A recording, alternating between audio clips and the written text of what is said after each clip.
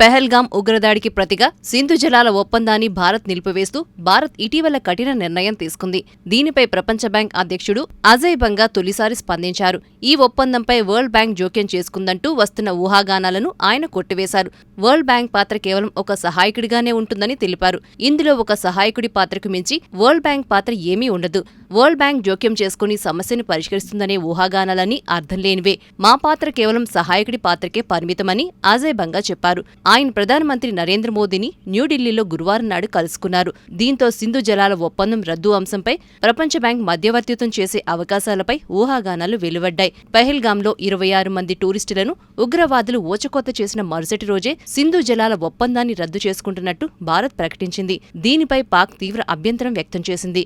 నీళ్లివ్వకుంటే రక్తపాతం జరుగుతుందంటూ తీవ్ర ప్రకటనలకు పాక్ నేతలు దిగారు. ప్రపంచ బ్యాంక్ మధ్యవర్తిత్వంలో 1960 సెప్టెంబర్లో సింధు నది దాని ఉపనదుల జలాల పంపకంపై భారత్ పాక్ మధ్య ఒప్పందం జరిగింది. అప్పటి భారత ప్రధాని జవహర్లాల్ నెహ్రూ, పాక్ ప్రధాని అయూబ్ ఖాన్ దానిపై సంతకాలు చేశారు. కాగా సింధు జలాల పంపిణీ ఒప్పందం నిబంధనలపై పునఃసమీక్ష జరపాలని భారత్ చాలా కాలంగా డిమాండ్ చేస్తోంది. సాగునీటి అవసరాల్లో అప్పటికి ఇప్పటికీ తేడాలొచ్చాయని భారత్ స్పష్టం చేసింది. అయితే పాక్ దీనిని వ్యతిరేకిస్తూ వచ్చింది. ఈ క్రమంలో పెహల్గాం ఉగ్రదాడి నేపథ్యంలో భారత్ ఈ ఒప్పందం అమలును నిలిపివేస్తూ నిర్ణయం తీసుకుంది.